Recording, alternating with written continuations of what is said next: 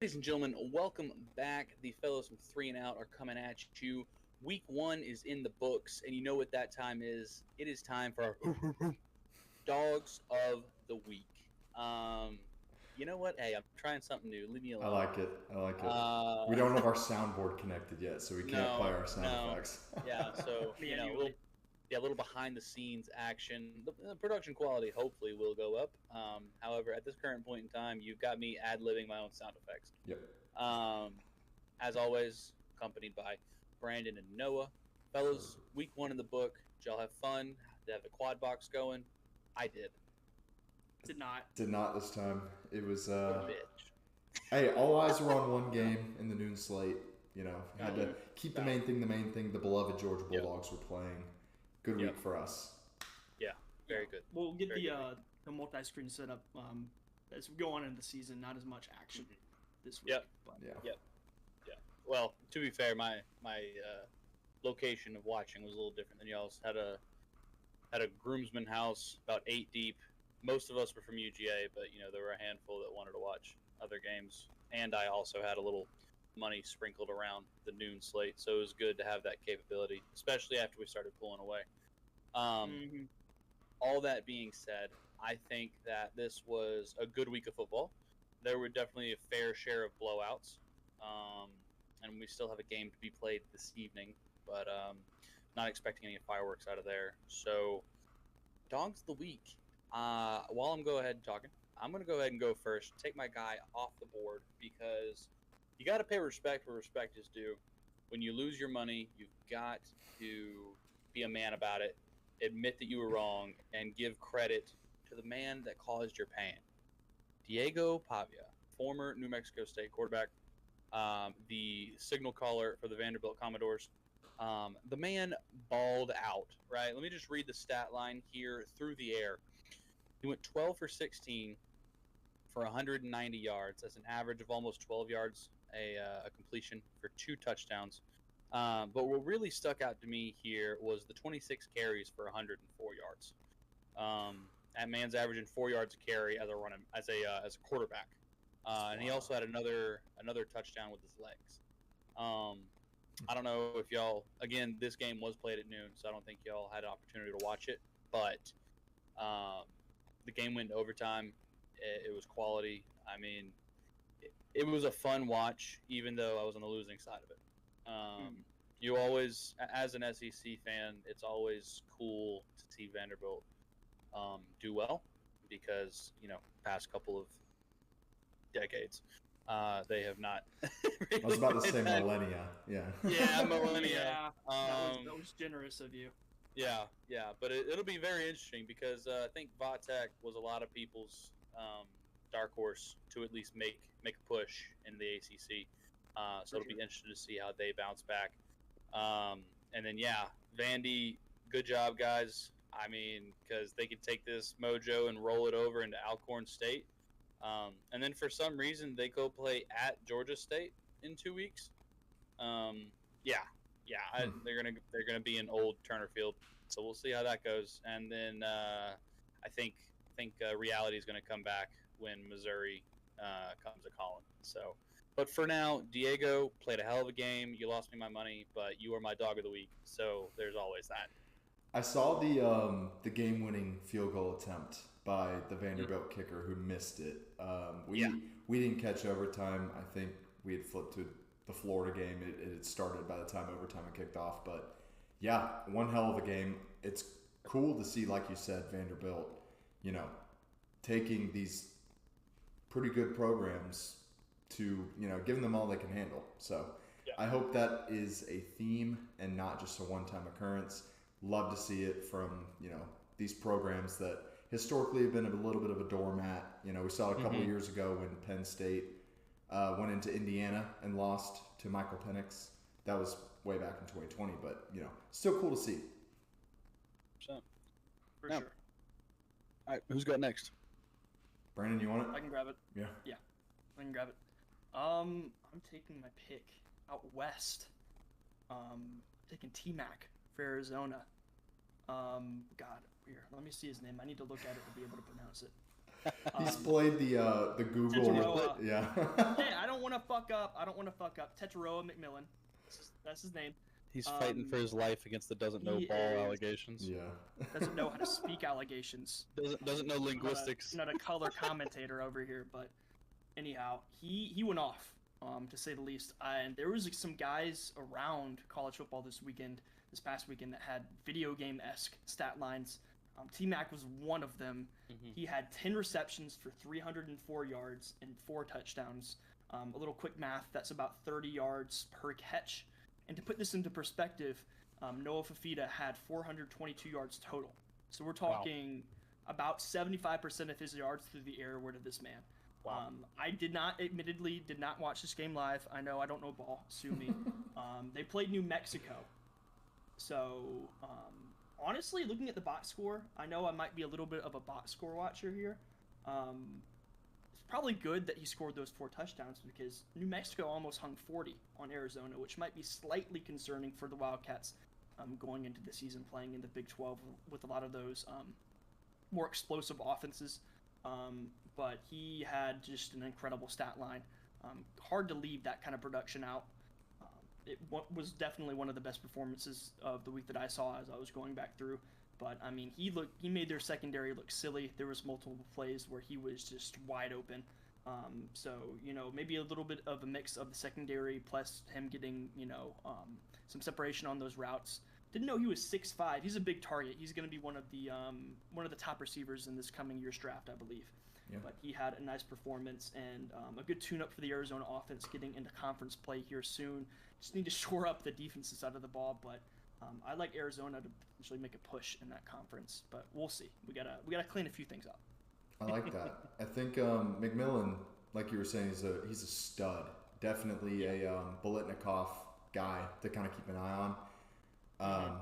Yeah, really like the combo they have there with that quarterback, and then McMillan, a wide receiver. Noah Fafita, at quarterback. And then, him at wide receiver. But, yeah, like you said, I think I agree with them as a potential dark horse coming out of the Big 12. Yep. Yeah, that is a loaded conference. So, I mean, it could there are literally like 8 or 9 teams that could win that conference, and it wouldn't surprise me. Yeah, I think we're talking about it in the preview. I wouldn't be surprised if they cannibalize themselves a little bit, but with the format of playoffs are in now, I mean, it doesn't really matter what happens. The conference champion is guaranteed a spot. So, anyways. A lot of at-large bids there, so they may a lot. They may snag a couple. I can see it. All right. All right, Noah, what say you, brother man? So we're coming back home, down to the borough, Statesboro, that is. Boise. Boise State traveled all the way from Idaho down to Georgia Southern.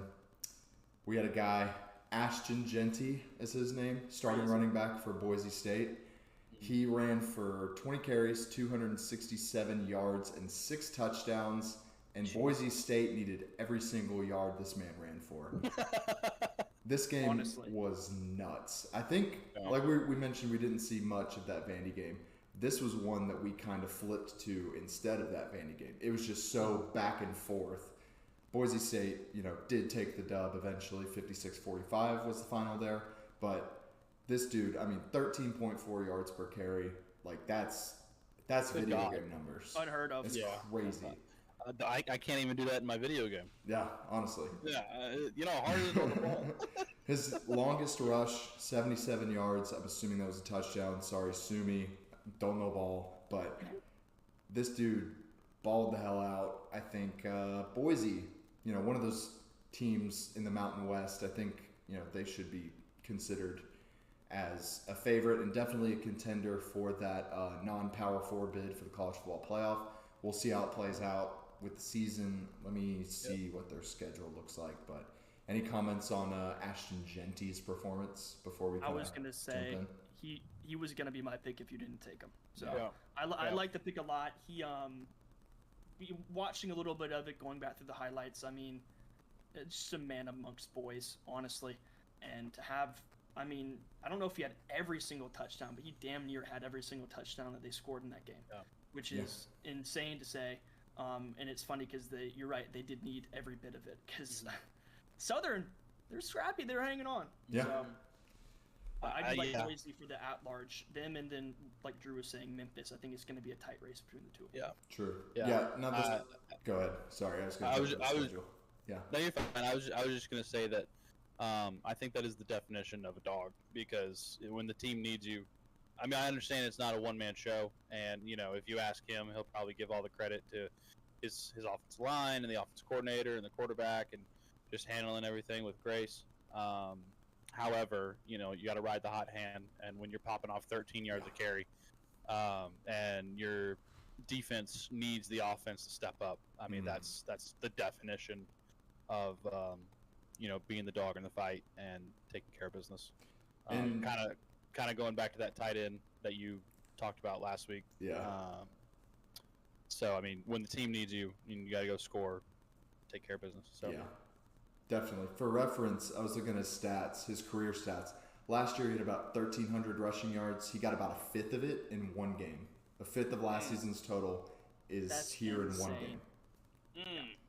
So he does this 5 more times, he already breaks his own personal record. That's true. Yards in a season. Yeah. Now that the scouts kind of see what he's capable of, this one game might have just gotten him drafted. So at least I think something to reference. I was kind of rooting for Georgia Southern to beat Boise State there, simply because of my bold prediction. Go check that video out. And also my sister goes to Southern, so yeah, tough for the kid. But cool to see Boise play all the way over there in Statesboro from there. Yeah. You don't normally see Mountain West Sunbelt, No, I will say, like, that, I think that is one of the good things that has come out of the whole shakeup that college football's had recently, is like you see some matchups that you don't normally see. Yeah. I'm sorry, Brandon. Was there anything else you wanted to add? No, I was just saying, I'd be curious to see if he keeps up. Obviously, he's not going to keep up that pace. It's impossible. If he keeps up a fraction of that pace, and he has amassed a stat line at the end of the season that cannot be ignored if he would be considered for the Heisman conversation. It's just, I don't know, with him being non-power, Power 4, I guess it is now, if they would give him a nod. But, I mean, if he keeps doing things like that, it's hard to ignore him. Especially if they make the playoff. Yeah, that's true. Especially the award for best running back of the year is slipping my mind, but he'd at least be a candidate for that. Yeah. So. Yeah. That's valid. I mean, I don't know. If I'm the defensive coordinator, if it's like week 7 and he's still averaging like 8-9 yards carry, I'm putting 10 guys in the box. Absolutely. One safety over the top. Yeah. Just be like, I don't care if you got to stab him, take him down. But yeah, is that Dawgs? Anybody else? Any honorable mentions? One last thing honorable mentions on Jeanty. They go to Oregon next week, so we're gonna see if it's for real. Oh, we're gonna see. Especially with how Oregon looked. So that's true. I didn't know they. I'm looking forward to that because Idaho kind of fitted them up a little bit. That's true. They did. That's a fun one. That's fun. That'd be a good one to keep an eye on. Sorry, go ahead with honorable mentions. No, I don't have one. I didn't know if you had one. Yeah. Okay. Awesome. Carson back. All right, guys. Nick Frazier. Yeah, honestly. Yeah. The entire front 7, the entire secondary, the head coach. Dawgs. I'd like to give a shout out to Aflac for putting the game on. But no, guys, that was fun. All right, guys. So if there is any dogs you think that we missed or looked over or didn't give the nod, please let us know down in the comments. As I mentioned before, this is part 2 of a running series that we're trying out. Let us know if you think it's working. If you hate it, please tell us. Go check out week 0 Dawgs. We had a lot of fun recording that.